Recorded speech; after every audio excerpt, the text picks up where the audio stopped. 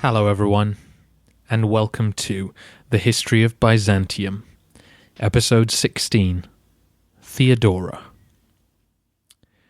Before we introduce the woman who will become empress, I think we should continue the narrative of Justin's reign. The foreign policy developments during these years continued apace, even as Justinian was falling in love. Last time, we saw how Justin's accession was greeted by demands from King Kavad over in Persia for cash and the deconstruction of the fortress of Dara. When Justin was slow to respond, Kavad unleashed his attack dog, Al-Munthar of the Lakhmid Arabs, to raid Byzantine territory and show the new emperor what saying no to the King of Kings felt like. These were the signs of lightning, warning of the thunderstorm to come. You may recall that back in episode 11, I described the small cluster of kingdoms which lived at the eastern edge of the Black Sea, north of Armenia, in amongst the Caucasus Mountains. In case you don't remember, I have put a new detailed map up on this week's post at thehistoryofbyzantium.wordpress.com. Of course, it's a map from our favourite Wikipedia map maker, C. Placidus. The kingdom of Lazica, which lay on the coast of the Black Sea, just north of the fringes of the Byzantine Empire, had been a Persian protectorate for over 50 years by the time the 520s came around. But bordering the Christian kingdoms of Byzantium and Armenia, the people had come to accept Jesus as their saviour of choice. In 522, the Laz king passed away, and his heir Zath travelled to Constantinople, requesting baptism. This was no simple religious ceremony. It was an act of great political significance. Zath wanted to recognize Christianity as his kingdom's official religion and switch allegiance from Persia to Byzantium. Justin was only too delighted to invest Zath with the position of king, oversee his baptism, and even find him a Byzantine wife. King Kavad was naturally angry about one of his border states seeking closer ties with his great rival, and sent formal letters of protest. The defiantly Christian Justin responded that it was impossible to prevent someone who wished to enter a better way from knowing the one true God. Instead of seeing this as an insult, Kavad decided that if Justin wanted to go around protecting Eastern kings, then he might as well go all the way. Kavad wrote back to Justin and asked if he would formally adopt Kavad's own son, Khusro, just as he had Justinian. The emperor and his nephew greeted the news with surprise and delight. Here was a chance to ensure peace with the great Sasanian Empire. Justinian and Khusro could be brothers, both destined to inherit their respective thrones and lead a golden age of peace between the two bulwarks of civilization. So what exactly was going on here? I thought Kavad wanted cash from the Byzantines, not dynastic intertwining. Well, Kavad was getting old. The king was now in his 70s and had 3 sons. His first 2 had followed their father's support for the proto-communist teachings of Mazdak, the Zoroastrian reformer who had stirred up the hatred of the traditional priesthood. Mazdak's work had rallied many disaffected elements behind Kavad's throne, but there was a problem. Love. Kavad had fallen madly in love with one of his wives, and she had given birth to his 3rd son, Khusro. Young Khusro was ruthless, able, and bold, and Kavad showed him the kind of naked favoritism that was leading toward a constitutional crisis. If Khusro were named heir, it would not only lead his elder brothers to turn on him, but it would also undo much of the reforming work of Kavad's reign. You see, Khusro was an orthodox Zoroastrian and had no interest in Mazdak's teaching. Kavad was in a corner. He had to choose between his favorite son and the policies which he felt were strengthening the Persian state. In the resolute figure of the Emperor Justin, Kavad thought perhaps he could find a solution.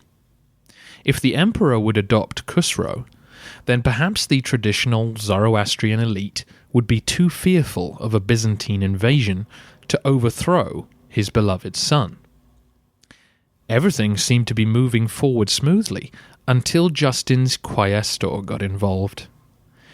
The quaestor, as you know, was the highest legal officer in Byzantium, and the current incumbent of that office was a man named Proclus.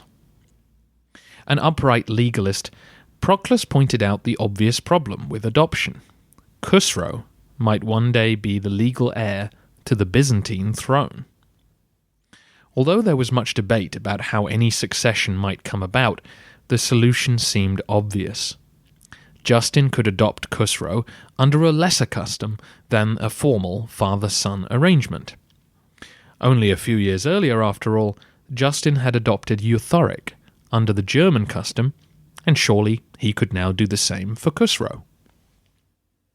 Unfortunately, this idea did not sit well with the Sassanid prince or his father. Enemies they may often have been, but the Persians and the Romans had come to accept over the centuries that each was the keeper of civilization. They should treat one another accordingly, with gifts and ambassadors and an underlying respect. All other peoples, of course, were barbarians, no matter how militarily strong they were.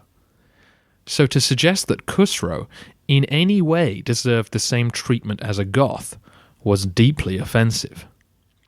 To make matters worse, in the meantime, the Christian king of Iberia, the neighbouring kingdom to Lazica, tried to follow his neighbour's example and switch political allegiance to the Byzantines. It was poor Hypatius, the nephew of Anastasius, who headed the delegation, which had the delightful task of telling Khusro the new adoption suggestion and to debate what to do about a state that bordered Persia itself asking for a Byzantine garrison. Khusro was of course outraged, and Kavad launched a retaliatory invasion of Iberia in spring 525. The small Byzantine force which had recently arrived quickly retreated in the face of a full Persian army, and Kavad annexed the country, demanding that the people adopt Zoroastrianism as their official religion. The Iberian king Gorgen fled to Constantinople with his family, while the Byzantines took up defensive positions. By 528, though, the Persians had the better of the fighting, and had captured key forts on the approaches to Lazica. Meanwhile, in Persia itself, Kavad supported his son, as Khusro began a brutal suppression of the Mazdakites. The renewed war in the east was not going to be good for the Byzantines. As much as Justin embraced the Christian conversion of the Caucasus peoples, it was pulling the empire into a war which they hadn't wanted. Meanwhile, in the west, Theodoric, the great Ostrogothic king, died on the 30th of September, 526. Christian sources delight in the suggestion that he was struck down for his poor treatment of Pope John, but he was in his 70s, so natural causes are entirely plausible. Theodoric had probably been the most successful of all the Germanic figures who had tried to hold Roman imperial titles during the era when the West fell. He had led his people away from the fallout of Attila's empire. He had crushed the enemies of Zeno in exchange for Italy. He had peacefully settled his people there and prevented the resentments of each side from overwhelming their pact. Often great figures in history are seen as such because of what unravels once they are gone. This is one such case. Theodoric's heir and grandson Athalaric was only 8 years old, and so his mother Amalasuntha became regent. Amalasuntha had been given a Roman education and was encouraged by her father to maintain good relations between Goth and Italian, and of course, Goth and Byzantine. Her first act was to restore the property of Boethius and the other senators who had been caught up in the conspiracy trials as a sign of goodwill. Her fellow Gothic nobles were less sure about her, though. She wanted Athalaric to have a liberal education as she had had, but her fellow Goths disagreed, insisting that he should spend his time with other Gothic youths learning how to fight. Amalasuntha didn't feel she had the support to resist them, and young Athalaric was led into a life of debauchery, which was said to have ruined his health. While Amalasuntha held unsteady control of Italy, it's worth mentioning that Theodoric's other grandson, Amalaric, now became king of Spain and southern Gaul after a regency dominated by the Ostrogothic noble Theudis. An adult he may have been, but Amalaric was young and untested, and don't think for a second that the sons of Clovis weren't licking their lips, waiting to add another layer of territory to the realm of the Franks. Back in Constantinople, you'll recall that Justinian had spent the early part of the 520s cultivating the blues and allowing their thuggery to go unprosecuted until they crossed a line which Justin could no longer overlook. Doubtless during this time, Justinian did his fair share of socializing with his new blue friends, and we assume that it was through them that he met Theodora, the woman he would fall swiftly in love with and make his wife. Already the new imperial dynasty were an unlikely royal family. Justin and Justinian were peasant farmers who through the army had found their way into the palace, while the Augusta Euphemia was a freed slave who had been her previous master's concubine. Theodora would top them all. Today, if you attend a professional sports event like basketball, you will be used to the idea of halftime entertainment. And in the Hippodrome at Constantinople, things were not so different. A day at the chariot races could mean 25 separate contests, and so as you can imagine, the crowd needed entertaining while the next set of competitors were getting ready, or I suppose any fallen charioteers were being carried off. The entertainment was the responsibility of the demes. The blues and greens would employ troops of jugglers, acrobats, and animal trainers, and Theodora's father, Acacius, looked after animals for the greens, and provided for his wife and 3 children from his work at the Hippodrome. He died when Theodora was about 8, and his wife married another animal trainer, hoping to quickly secure the same life for her young family. At some time around 505, she marched out onto the Hippodrome floor with her 3 daughters and presented them before the box where the Green faction leaders sat. Unfortunately, the Greens had already settled on another candidate and said no. Possibly just to spite their hated rivals, the leaders of the Blues took her up on the offer, ensuring her family's continued employment and earning the lifelong loyalty of Theodora.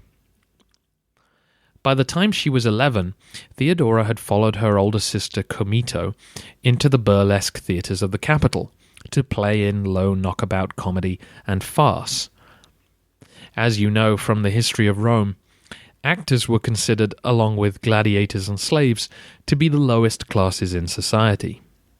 Once you get to Christian Byzantium, this social stigma was coupled with moral disapproval of the titillating pantomime dancing which Theodora apparently excelled at. You may recall that the Emperor Anastasius attempted to ban this licentious dancing, and certainly by Justin's day it was much reduced in frequency. Our main source for Theodora's teenage years and beyond is Procopius's Secret History. This was the book where he poured the scorn of the well-to-do classes on the peasant emperor and his prostitute empress. Yes, by the age of 16, Theodora was working as a courtesan. The word actress was synonymous with prostitute in the ancient world, and Procopius claims that Theodora was a popular mime act and beautiful, and so was much sought-after company. She was described as short, oval-faced, with brown hair and a quick wit. By the time she was 18, she had quite a reputation, and had potentially had 2 children already. We are pretty confident that Theodora led this life. Procopius goes on at such length about her exploits that it seems more than just his prudish imagination. Later in life, John of Ephesus, a bishop and friend of Theodora, refers to her in his writings as Theodora from the brothel, with no malice intended. However, what Procopius writes about Theodora's youth is X-rated stuff, and doubtless wildly exaggerated, and I won't recount it here. You can certainly find it in any good book on the period. In her early 20s, Theodora began a relationship with an imperial diplomat named Hecabolus, and accompanied him on his posting as governor of the province of Libya Superior. They soon fell out, however, and she made her way round the coast to Alexandria, which was by now a haven for Monophysites who were fleeing Justin's persecutions. It seems like she underwent a religious conversion at this point, and was most impressed by the patriarch Timothy, the same Timothy who was sheltering Severus and last episode negotiated with Aksum over the invasion of Yemen. By 522, Theodora was back in Constantinople and out of the courtesan business. Falling back in with the blues, she caught the eye of Justinian, and soon the 40-year-old heir to the throne and the beautiful 25-year-old Monophysite were living together in the Hormisdas Palace, evidently in love. Again, it's possible that she bore him a child which didn't survive. There were two obstacles to any marriage, though. The first was a law which forbid actresses from marrying members of the patrician class. Justinian immediately set about changing the law so that a penitent actress could apply for an imperial grant of marriage, which Justin was happy to grant. The second obstacle was more difficult, though, as the Augusta Euphemia refused to agree to the union. Presumably feeling that she had to fight hard every day to overcome the stigma of being a freed slave, the last thing she wanted to do was be publicly mocked for welcoming a known prostitute into the family. Euphemia passed away, though, in 524, and the following year Justinian and Theodora were married. Now, why, you might ask, have I given such a detailed introduction to an Augusta? We've certainly met influential women in the history of Rome before. Augustus listened to Livia's advice, and Trajan's wife Pompeia Plotina may have had a big hand in Hadrian's elevation, but in terms of influence and authority, Theodora will outstrip them all. No pun intended. Upon his accession to the imperial throne, Justinian insisted that they be crowned together, emperor and empress, a true imperial partnership. Provincial governors would soon be asked to swear allegiance to emperor and empress for the first time, and Justinian would certainly seek her advice on matters of state and treat her as a valued advisor. In fact, countless decrees he issued refer to Theodora as our most pious consort given us by God. Love letters in the form of imperial legislation. The marriage was a successful partnership. Justinian was more introverted than his wife and preferred to stay in the palace, working. Theodora was used to public attention and was happy to make the appearances required of a sovereign. We are quite sure that the couple were loyal to one another, in part because if there had been any rumours of infidelity, you can bet Procopius would have told us all about them, and while he is happy to paint the pair as demonic, he doesn't suggest that they weren't happy together. Of course, Procopius was not alone in being horrified at the rise of Theodora, and looked down on the imperial regime with undisguised snobbery. For members of the senatorial class, it must have seemed like a brood of peasants and actresses were taking the reins of their government. As Justin had done, Theodora brought her existing family into the new respectable world of court life, finding husbands for her sisters and her friends. Her elder sister Comito was married to one of Justinian's former bodyguards, Sitas, who will feature in our story again. There is, of course, the issue of Theodora's Monophysitism. It tells us quite a lot about Justinian's attitude toward religious issues, that he wasn't bothered by his bride's beliefs. And as we shall see down the road, it's possible that Justinian saw this as an opportunity to unite the church by the example of their successful union. Although Justinian used the blue faction to make sure that the new regime had support on the streets, he also knew that he needed to cultivate friends in the Senate. During Justin's reign, they kept promoting the old elite and made sure that imperial largesse was extended to influential men who he wanted to stay on good terms with. This backroom politicking may not have been needed, but it didn't hurt when Justin suddenly fell ill in 527 without having named a successor. The Senate begged the ailing emperor to crown Justinian Caesar so that he could rule while Justin recovered. The emperor assented, but was too ill to take part, and so the patriarch Epiphanius performed the ceremony in the triclinium of the 19 couches in the palace on April the 4th. Justin survived only until August, when he succumbed to either an old war wound or some other illness. He was about 74 or 75 years old and had ruled the empire for 9 years. In all the history books, Justin's reign is seen as a mere preamble to Justinian's. Part of why we think that is that we know a lot more about what happens next. But I think it's fair to say that being emperor was beyond a dream come true for Justin, and he was happy simply to manage the machine he inherited from Anastasius.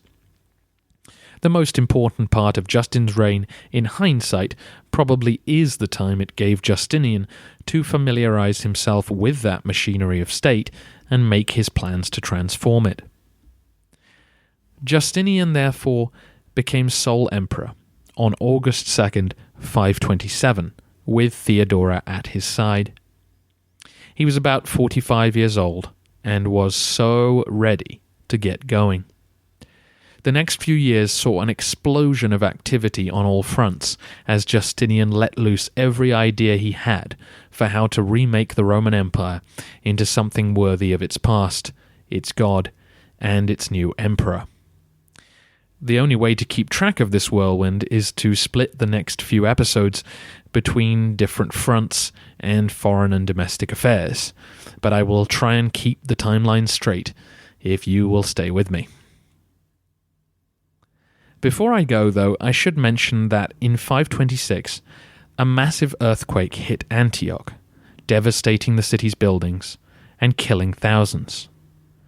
The earthquake was clearly huge, as the nearby town of Apamea was completely destroyed, and the aftershocks were said to last for 18 months.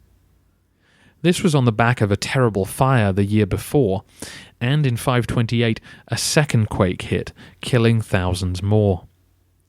Justin and then Justinian sent generous financial aid and began reconstruction efforts. However, the traumatized citizens of Antioch suggested renaming the place as Theopolis, the city of God, to try and mollify his apparent wrath. I'm afraid the tribulations of the people of Antioch had only just begun. It's Christmas time, of course, and so I'm afraid you're going to have to wait 3 weeks for the next episode. I promise we'll be back on the regular schedule after that, and you won't want to miss the next few episodes. In the meantime, I have put up a bibliography at thehistoryofbyzantium.wordpress.com. You can find it in the very top right-hand corner of the page.